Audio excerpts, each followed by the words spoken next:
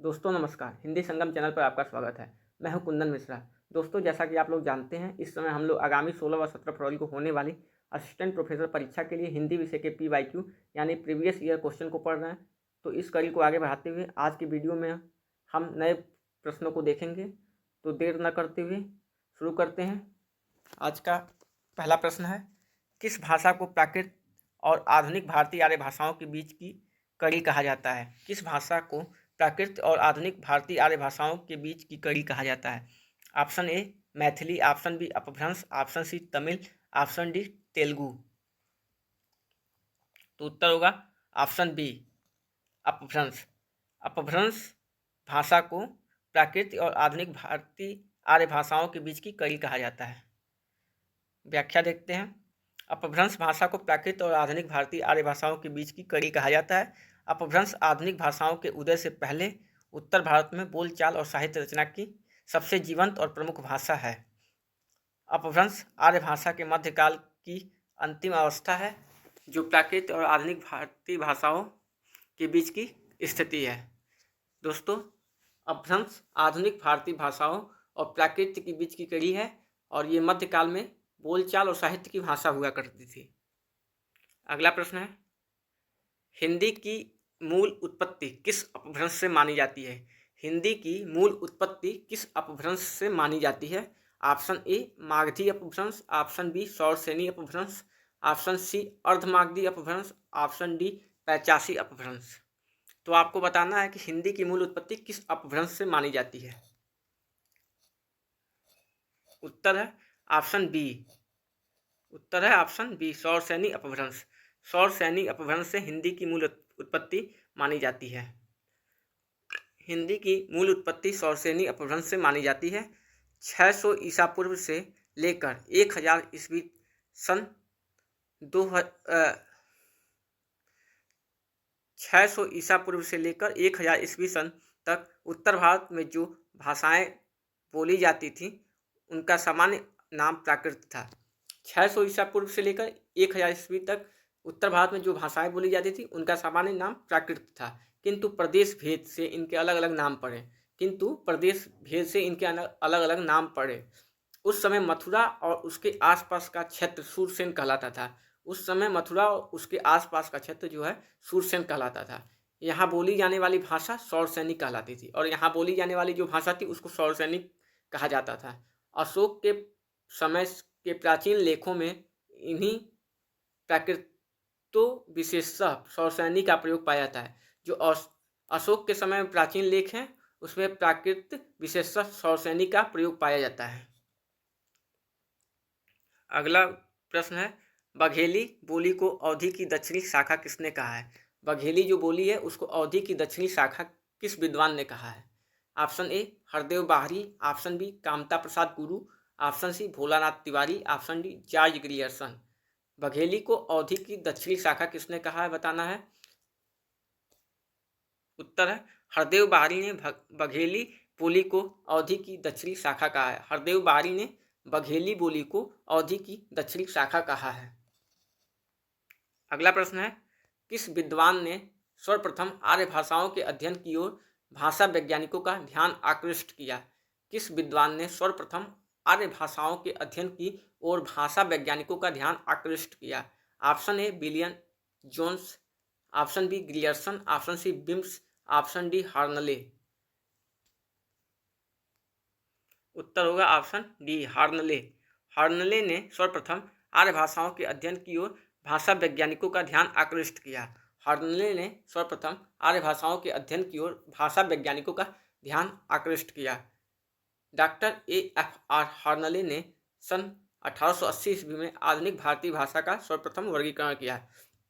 एक तथ्य इसमें और है कि आधुनिक भारतीय आर्य भाषाओं का सर्वप्रथम वर्गीकरण 1880 में डॉक्टर AFR हार्नले ने किया। अगला प्रश्न है, ब्रजबुली किस भाषा का कृत्रिम रूप है? ब्रजबुली किस भाषा का कृत्रिम रूप है? Option A Asami, option B Brajbhasha, option C Bhojpuri, option D Bangla. Brajbuli किस भाषा का कृत्रिम रूप है बताना है। Option A Asami, option B Brajbhasha, option C Bhojpuri, option D Bangla.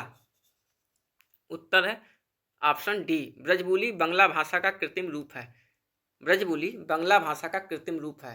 Brajabuli उस काव्य भाषा का नाम है जिसका उपयोग उत्तर भारत के पूर्वी प्रदेशों अर्थात मिथिला, बंगाल, आसाम तथा उड़ीसा के भक्त कवि प्रधान रूप से कृष्ण की लीलाओं का वर्णन करने के लिए करते हैं।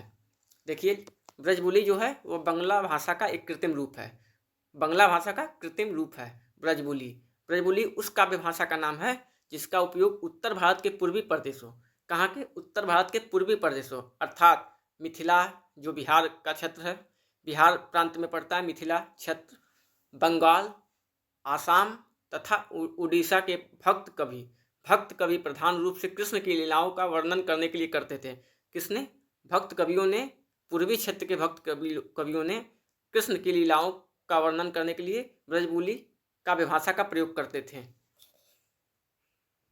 अगला प्रश्न है, उच्चारण स्थान के आधार पर छह ध्वनि कैसी ध्वनि है? उच्चारण स्थान के आधार पर छह ध्वनि कैसी ध्वनि है?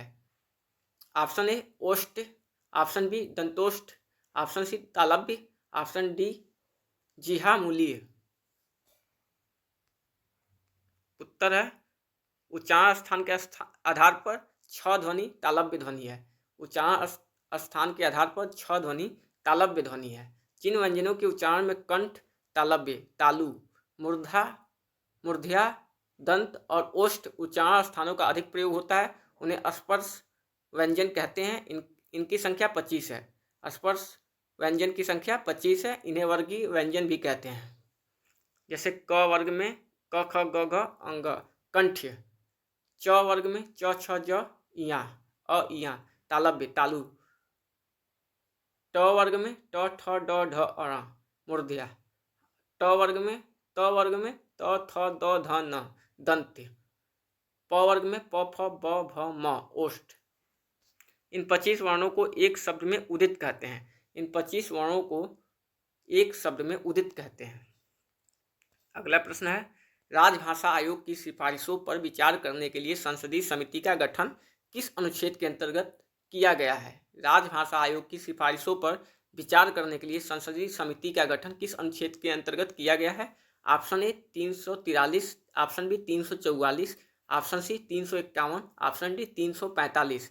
आपको बताना है जो राजभाषा आयोग की सिफारिशें होती हैं उन पर विचार करने के लिए जिस संसदीय समिति का गठन किया जाता है किस अनुच्छेद के अंतर्गत किया जाता है। उत्तर है राजभाषा आयोग की सिफारिशों पर विचार करने के लिए संसदीय समिति का गठन अनुच्छेद 344 के अंतर्गत किया गया है। Option B 344, option B 344। राजभाषा आयोग की सिफारिशों पर विचार करने के लिए संसदीय समिति का गठन अनुच्छेद 344 के अंतर्गत किया गया है। अगला प्रश्न है, नागरी लिपि का विकास किस लिपि से हुआ है? नागरी लिपि का विकास किस लिपि से हुआ है? ऑप्शन ए सिंधौ लिपि, ऑप्शन बी खरोष्टी लिपि, ऑप्शन सी यूनानी लिपि, ऑप्शन डी ब्राह्मी लिपि। नागरी लिपि का विकास किससे हुआ है बताना है। सिंधौ लिपि, खरोष्टी लिपि, यूनानी लिपि या ब्राह्मी लिपि। उत्तर होगा ऑप्शन डी ब्राह्मी लिपि। ब्राह्मी लिपि से नागरी लिपि का विकास हुआ है। नागरी लिपि का विकास ब्राह्मी लिपि से हुआ है। नागरी लिपि का विकास ब्राह्मी लिपि से हुआ है। नागरी लिपि का उल्लेख प्राचीन ग्रंथों में नहीं मिलता है। इसका कारण यह है कि प्राचीन काल में वह ब्राह्मी ही कहलाती थी। यानी कि जो नागरी लिपि है ये प्राचीन ग्रंथों में इसका उल्लेख नहीं मिलता है क्योंकि इसी को नागरी लिपि को ही प्राचीन काल में ब्राह्मी कहा जाता था। इसका कोई अलग नाम नहीं था। इसका कोई अलग नाम नहीं था। नागरी को ही ब्राह्मी लिपि कहा जाता था प्राचीन काल में। तो नागरी लिपि का विकास किससे हुआ? ब्राह्मी लिपि से हुआ है। अगला प्रश्न है, प्राचीन नागरी का दक्षिण भारत में क्या नाम है? प्राचीन नागरी का दक्षिण भारत में क्या नाम है? Option A Devanagari, option B Anand Nagari, option C Nande Nagari, option D Brahma Nagari. प्राचीन नागरी का दक्षिण भारत में क्या नाम है? उत्तर है ऑप्शन सी नांदे नागरी। नांदे नागरी। प्राचीन नागरी का दक्षिण भारत में नांदे नागरी या नांदी नागरी के नाम से जाना जाता है। प्राचीन नागरी का दक्षिण भारत में नांदे नागरी या नांदी नागरी नाम से जाना जाता है। नांदे नागरी एक लिपि है जो नागरी लिपि से व्युत्पन्न है, जो ब्राह्मी से व्युत्पन्न है। देखिए, नांदेड़ नागरी लिपि जो है वो नागरी लिपि से व्युत्पन्न है, जो ब्राह्मी लिपि से व्युत्पन्न है। नांदेड़ नागरी नागरी लिपि की पश्चिमी शैली है। नांदेड़ नागरी नागरी लिपि की पश्चिमी शैली है। नांदेड़ नागरी या नांदी नागरी में लिखित शिलालेख या पांडुलिपियां दक्षिण भारत के पश्चिमी भागों, महाराष्ट्र के दक्षिणी छोर, कर्नाटक, आंध्र प्रदेश आदि में प्राप्त हुए हैं। इसलिए नांदेड़ नागरी या नांदी नागरी को नागरी की दक्षिणी शैली भी कहा जाता है। देखिए, नांदेड़ नागरी लिपि जो है नागरी लिपि की पश्चिमी शैली है। क्यों? नांदेड़ नागरी या नांदी नागरी में लिखित शिलालेख जो या पांडुलिपियां जो प्राप्त हुई हैं वो दक्षिण भारत के पश्चिमी भागों, महाराष्ट्र, कर्नाटक, आंध्र प्रदेश आदि में प्राप्त हुए हैं। इसलिए नांदेड़ नागरी या नांदी नागरी को नागरी की दक्षिणी शैली भी कहा जाता है। अगला प्रश्न है, उदंत मार्तंड पत्र में खड़ी बोली का उल्लेख किस नाम से किया गया है? उदंत मार्तंड पत्र में खड़ी बोली का उल्लेख किस नाम से किया गया है? ऑप्शन ए हिंदुस्तानी भाषा, ऑप्शन बी पूर्वी भाषा, ऑप्शन सी मध्यदेशी भाषा, ऑप्शन डी प्राच्यदेशी भाषा। उत्तर होगा ऑप्शन सी, उदंत मार्तंड पत्र में खड़ी बोली का उल्लेख मध्यदेशी भाषा के नाम से किया गया है। मध्यदेशी भाषा के नाम से किया गया है। उदंत मार्तंड खड़ी बोली का उल्लेख मध्यदेशी भाषा के नाम से किया गया है। उदंत मार्तंड नाम से हिंदी भाषा में पहला समाचार पत्र 30 मई 1826 में निकाला गया। 30 मई 1826 में हिंदी भाषा का पहला समाचार पत्र है उदंत मार्तंड, 30 मई 1826 में निकाला गया। इसलिए इस दिन को हिंदी पत्रकारिता दिवस के रूप में माना जाता है। इसलिए इस दिन को हिंदी पत्रकारिता दिवस के रूप में माना जाता है। इसके संपादक पंडित जुगल किशोर शुक्ल थे। इसके संपादक कौन थे? पंडित जुगल किशोर शुक्ल। उदंत मार्तंड ने हिंदी की खड़ी बोली और ब्रजभाषा बोलियों का मिश्रण लागू किया था, इसलिए इस पत्र के संचालक इसे मध्यदेशी भाषा कहते हैं। उदंत मार्तंड ने हिंदी की खड़ी बोली और ब्रजभाषा बोलियों का मिश्रण लागू किया था, इसलिए इस पत्र के संचालक इसे मध्यदेशी भाषा कहते थे। उदंत मार्तंड साप्ताहिक पत्र पुस्तकाकार 12x8 इंच छपता था और हर मंगलवार को निकलता था। यह साप्ताहिक पत्र था और यह प्रत्येक मंगलवार को निकलता था, प्रकाशित होता था। इसके कुल 79 अंक ही प्रकाशित हो पाया। इसके कुल 79 अंक ही प्रकाशित हो पाया और दिसंबर 1827 में इसके प्रकाशन को बंद करना पड़ा। अगला प्रश्न है, हिंदी प्रदीप के संपादक कौन थे? हिंदी प्रदीप पत्रिका के संपादक कौन थे? ऑप्शन ए श्री निवास दास, ऑप्शन बी बाल Krishna Bhatt, option C Durga Prasad Mishra, option D Badri Narayan Chaudhary Premghan. Hindi Pradeep के संपादक कौन थे? उत्तर होगा ऑप्शन बी, बाल कृष्ण भट्ट। हिंदी प्रदीप के संपादक बाल कृष्ण भट्ट थे। हिंदी प्रदीप मासिक पत्रिका के संपादक बाल कृष्ण भट्ट थे। इसका प्रथम अंक वर्ष 1877 ईस्वी में प्रकाशित हुआ, जिसका विमोचन भारतेंदु हरिश्चंद्र ने किया था। हिंदी प्रदीप मासिक पत्रिका थी और इसके संपादक बालकृष्ण भट्ट थे।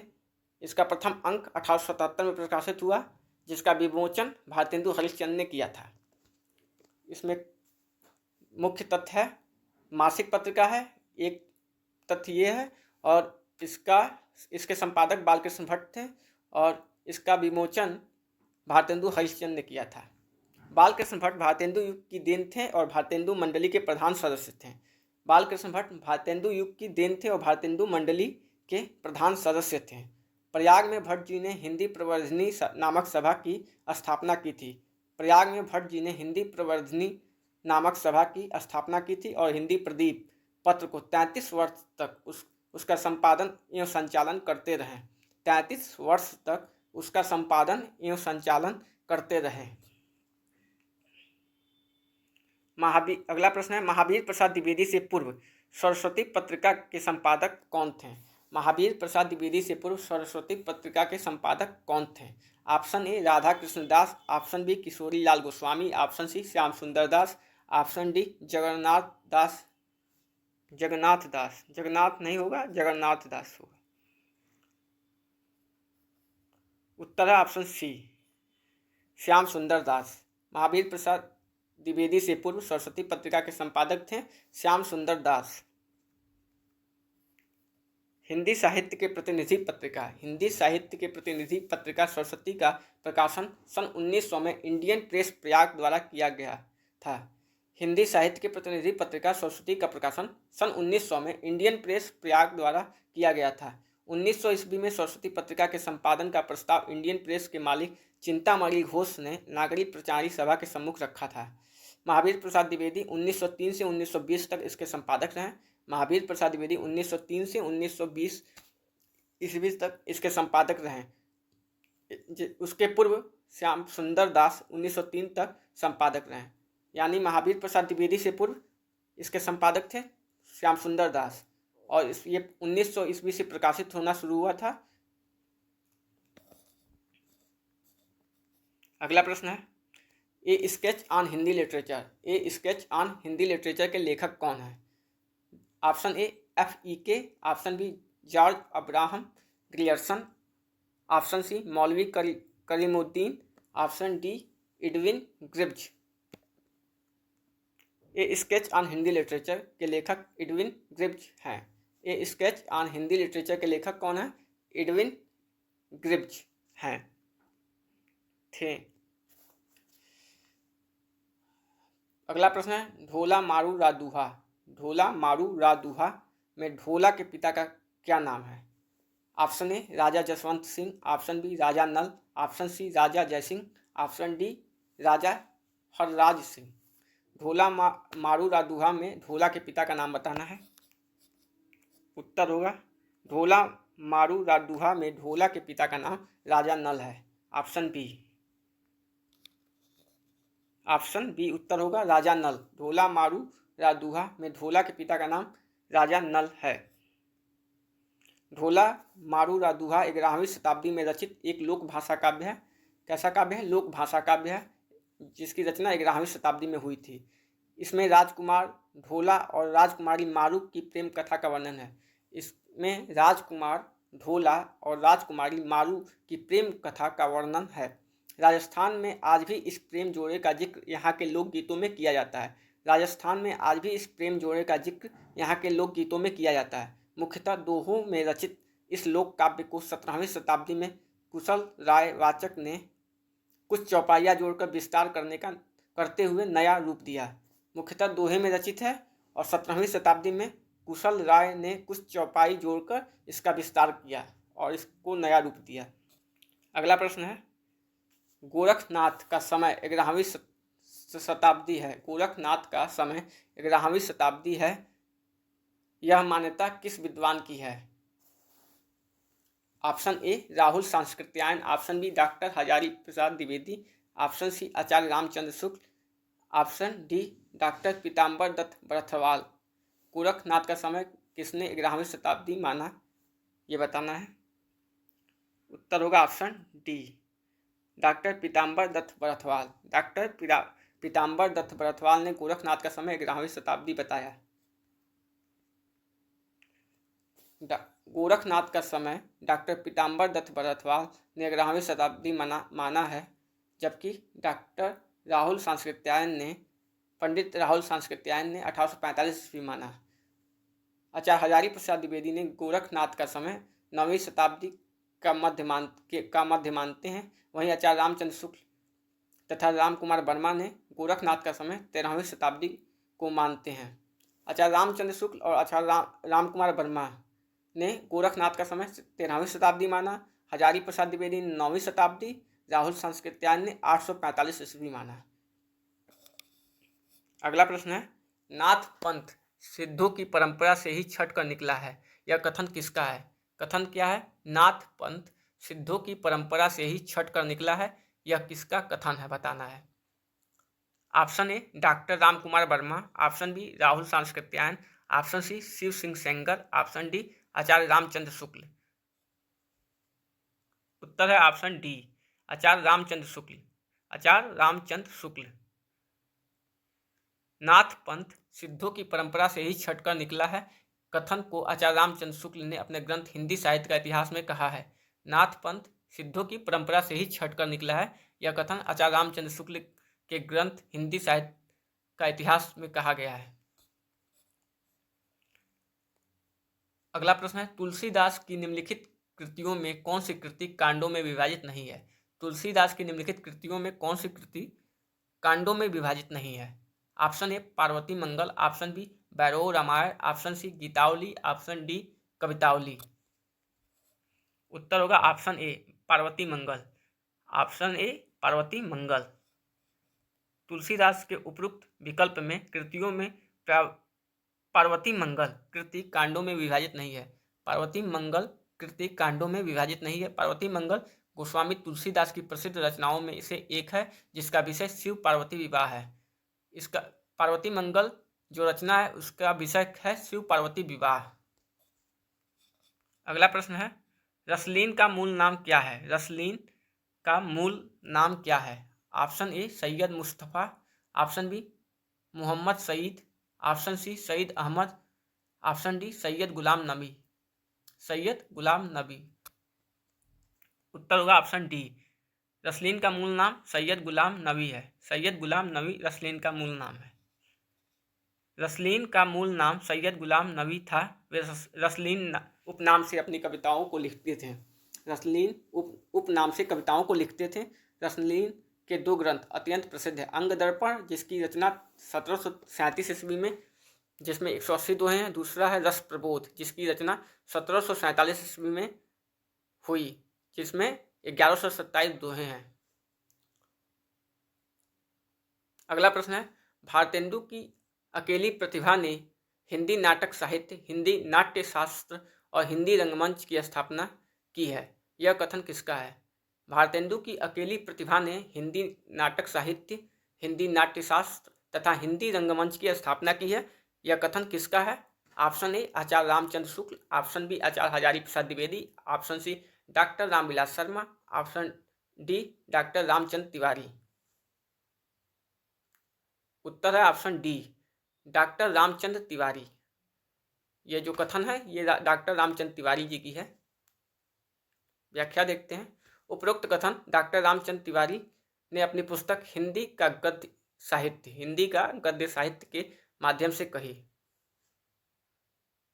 अगला प्रश्न है, सुमित्रा नंदन पंत ने अपने किस काव्य संग्रह को बाल कल्पना का दूध मुहा प्रयास कहा है? सुमित्रा नंदन पंत ने अपने किस काव्य संग्रह को बाल कल्पना का दूध मुहा प्रयास कहा है? Option A Pallav, option B Granthi, option C Veena, option D Ucchhvas. उत्तर है option C Veena. Option C Veena. Sumitra Nandan Pant ने अपने वीणा काव्य संग्रह को बाल कल्पना का दूधमुहा प्रयास कहा है। यह कवि की काव्य भावना का शिशु संसार को दर्शाता है। सुमित्रा नंदन पंत अपने काव्य जीवन का आरंभ वीणा नामक काव्य संग्रह से किया। सुमित्रा नंदन पंत ने अपने काव्य जीवन का आरंभ वीणा नामक काव्य संग्रह से किया। वीणा काव्य संग्रह का प्रकाशन 1927 में हुआ। वीणा काव्य संग्रह का प्रकाशन 1927 ईस्वी में हुआ। 1918 से 1920 तक की अधिकांश रचनाएं इस संग्रह में संग्रहित हैं। जो वीणा काव्य संग्रह है उसका प्रकाशन 1927 में हुआ और 1918 से लेकर 1920 तक की जितनी पंत जी की रचनाएं हैं उसका संग्रह वीणा काव्य संग्रह में संग्रहित है। वो अधिकांश रचनाएं वीणा काव्य संग्रह में संग्रहित हैं। इसमें 38 गीत रचनाएं संकलित हैं। वीणा संग्रह की प्रमुख कविताओं में प्रथम रश्मि जागरण है। जागरण कविता तत्कालीन राजनीतिक वातावरण के परिप्रेक्ष्य में लिखी गई हैं। जागरण कविता तत्कालीन राजनीतिक वातावरण के परिप्रेक्ष्य में लिखी गई हैं। इसमें स्वतंत्रता प्राप्ति के लिए जागरण आवश्यक के बारे में बताया गया है। जबकि पल्लव 1926 काव्य संग्रह सुमित्रा नंदन पंत जी की प्रौढ़ रचना माना गया है। पल्लव काव्य संग्रह सुमित्रा नंदन पंत जी की प्रौढ़ काव्य रचना माना गया है। इसमें कवि की अधिकांश रचनाएं प्राकृतिक सौंदर्य पर लिखी गई हैं। पल्लव में अधिकांश रचनाएं प्राकृतिक सौंदर्य पर लिखी गई हैं। पल्लव काव्य संग्रह में निम्न कविताएं संग्रहित हैं: आंसू, परिवर्तन, बादल, छाया, उच्छ्वास, मधुकरी, मौन निमंत्रण। कौन कौन सी हैं? आंसू, परिवर्तन, बादल, छाया, उच्छ्वास, मधुकरी, मौन निमंत्रण। ये सारी कविताएं पल्लव काव्य संग्रह में संग्रहित हैं। ग्रंथि की रचना पंत जी ने वर्ष 1920 में की। ग्रंथि की रचना पंत जी ने वर्ष 1920 में की, लेकिन इस काव्य संग्रह का प्रकाशन 1929 में हुआ। ग्रंथि सुमित्रानंद पंत जी की आत्मकथात्मक कविता है। ग्रंथि सुमित्रानंद पंत जी की आत्मकथात्मक कविता है, यह भी याद रखना है। ग्रंथि जो है सुमित्रानंद पंत जी की आत्मकथात्मक कविता है। अगला प्रश्न है, दूसरा सप्तक का प्रकाशन वर्ष क्या है? दूसरा सप्तक का प्रकाशन वर्ष क्या है? Option A 1951, option B 1952, option C 1950, option D 1960। उत्तर होगा ऑप्शन ए 1951। दूसरा सप्तक का प्रकाशन वर्ष 1951 है। दूसरा सप्तक का प्रकाशन सच्चिदानंद हीरानंद वात्स्यायन अज्ञे जी ने किया। इसका प्रकाशन वर्ष 1951 ईस्वी है। अगला प्रश्न है, किले में औरत किस कवि की कविता है? किले में औरत किस कवि की कविता है? Option A Sarveshwar Dayal Saxena, option B Pawan Karan, option C रघुवीर सहाय, ऑप्शन डी अरुण कमल। उत्तर है ऑप्शन सी रघुवीर सहाय। किले में औरत कविता रघुवीर सहाय जी की है।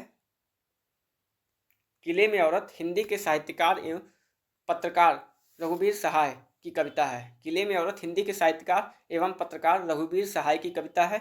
यह कविता रघुवीर सहाय के काव्य संग्रह हंसो हंसो जल्दी हंसो में संकलित है। यह कविता जो है, किले में औरत जो कविता है, वह रघुवीर सहाय की काव्य संग्रह हंसो हंसो जल्दी हंसो में संकलित है। अगला प्रश्न है, डॉक्टर गोपाल राय ने किस कृति को हिंदी का पहला उपन्यास माना है? डॉक्टर गोपाल राय ने किस कृति को हिंदी का पहला उपन्यास माना है? ऑप्शन ए परीक्षा गुरु, ऑप्शन बी भाग्यवती, ऑप्शन सी देवरानी जेठानी की कहानी, ऑप्शन डी वामा शिक्षक।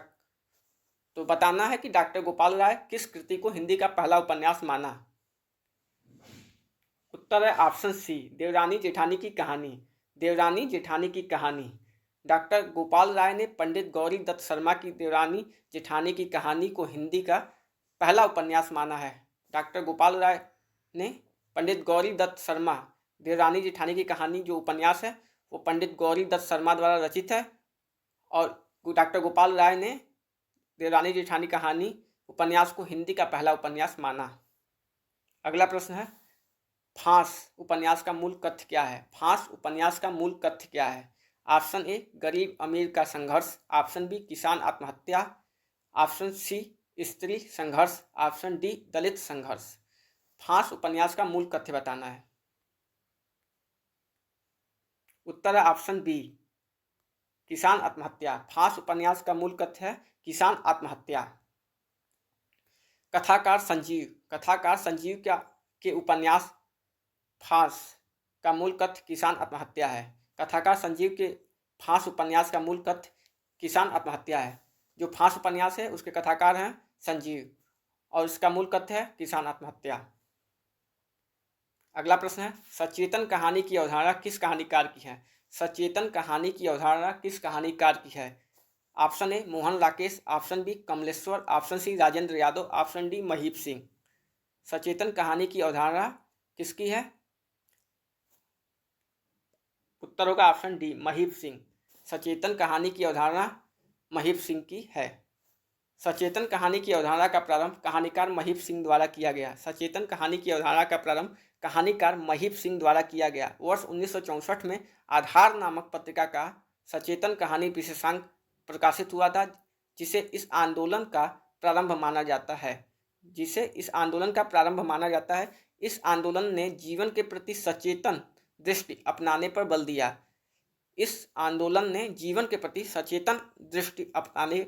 बल दिया। सचेतन कहानी का आंदोलन एक वैचारिक आंदोलन है। सचेतन कहानी का आंदोलन एक वैचारिक आंदोलन है और शिल्पगत प्रयोग है। तो सचेतन कहानी अवधारणा का प्रारंभ महीप सिंह ने किया और इस 1964 में आधार नामक पत्रिका में सचेतन कहानी विशेषांक प्रकाशित हुआ, जिससे इस आंदोलन की शुरुआत मानी जाती है। अगला प्रश्न है, लंका की एक रात के निबंधकार कौन है? लंका की एक रात के निबंधकार कौन है? Option A Vidyaniwas Mishra, option B Kuber Nath Rai, option C Balkrishna Bhatt, option D Hazari Prasad Dwivedi. Lanka की एक रात के निबंधकार कौन है? उत्तर है ऑप्शन बी, कुबेर नाथ राय। कुबेर नाथ राय। लंका की एक रात के निबंधकार कुबेर नाथ राय हैं। कुबेर नाथ राय हिंदी ललित निबंध परंपरा के महत्वपूर्ण निबंधकार, भारतीय चिंतक, संस्कृति पुरुष, ललित निबंधकार हैं। तो कुबेर नाथ राय ललित निबंधकार हैं और लंका की एक रात जो निबंध है वो कुबेर नाथ राय जी द्वारा लिखित है। अगला प्रश्न है, भारत दुर्दशा को निम्नलिखित में से क्या माना जाता है? भारत दुर्दशा को निम्नलिखित में से क्या माना जाता है? ऑप्शन ए नाटिका, ऑप्शन बी नाट्य रासक, ऑप्शन सी प्रहसन, ऑप्शन डी गीति रूपक। उत्तर होगा ऑप्शन बी, नाट्य रासक। भारत दुर्दशा नाट्य रासक है। भारत दुर्दशा को नाट्य रासक माना जाता है। भारत दुर्दशा भारतेंदु हरिश्चंद्र द्वारा 1875 में रचित लघु नाटक है। इस नाटक का प्रमुख उद्देश्य तत्कालीन भारत की दुर्दशा को दिखाना और दुर्दशा के कारणों को कम कर दुर्दशा करने वालों का यथार्थ चित्र को प्रस्तुत करना है। इस प्रतीकात्मक नाटक में भारतेंदु जी ने भारत की दुर्दशा के सभी पक्षों को कुछ काल्पनिक प्रतीकों के माध्यम से स्पष्ट किया।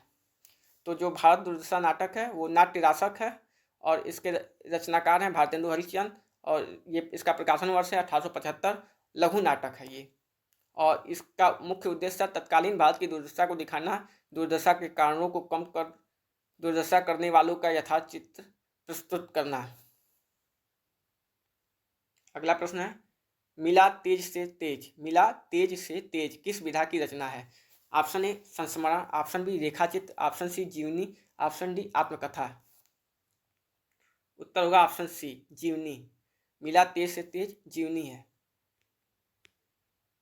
मिला तेज से तेज जीवनी विधा की रचना है। मिला तेज से तेज सुभद्रा कुमारी चौहान पर केंद्रित साहित्य है, यानी कि सुभद्रा कुमार चौहान की जीवनी है और यह सुधा चौहान लिखित लक्ष्मण सिंह एवं सुभद्रा कुमारी चौहान की संयुक्त जीवनी है।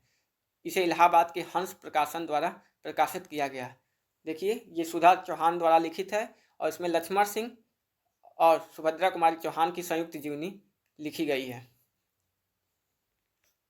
अगला प्रश्न है, अपनी जमी अपना आसमां की लेखिका कौन है? अपनी जमी अपना आसमां की लेखिका कौन है?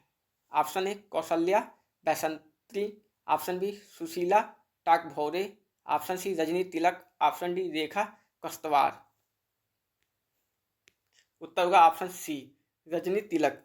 अपनी जमी अपना आसमां की लेखिका है रजनी तिलक। अपनी जमी अपना आसमां की लेखिका है रजनी तिलक। वर्ष 2017 में प्रसिद्ध सामाजिक कार्यकर्ता, स्त्रीवादी चिंतक, दलित नारीवादी कवयित्री, संपादिका रजनी तिलक की आत्मकथा अपनी जमी अपना आसमां प्रकाशित हुई। वर्ष 2017 में प्रकाशित हुई और अपनी जमी अपना आसमां की लेखिका है रजनी तिलक। अगला प्रश्न है, कछुआ धर्म निबंध के लेखक कौन है? कछुआ धर्म निबंध के लेखक कौन है? Option A Padma Singh Sharma, option B Chandradhar Sharma Guleri, option C Balkrishna Bhatt, option D Bal Mukund Gupt. उत्तर है ऑप्शन बी, चंद्रधर शर्मा गुलेरी। कछुआ धर्म निबंध के लेखक हैं चंद्रधर शर्मा गुलेरी। कछुआ धर्म निबंध के लेखक है चंद्रधर शर्मा गुलेरी। कछुआ धर्म निबंध में आर्य तथा अनार्यों के संबंध में वर्णन किया गया है। कछुआ धर्म निबंध का जो कथ्य है वो आर्य और अनार्यों के संबंध में है। कछुआ धर्म निबंध में आर्य तथा अनार्यों के संबंध में वर्णन किया गया है। तो दोस्तों आज की प्रश्नोत्तरी यहीं समाप्त हुई। मिलते हैं अगले वीडियो में नए प्रश्नों के साथ। तब तक के लिए धन्यवाद और ये अपने दोस्तों और मित्रों के साथ इस वीडियो को शेयर कीजिए ताकि उन्हें भी इसका लाभ मिल सके।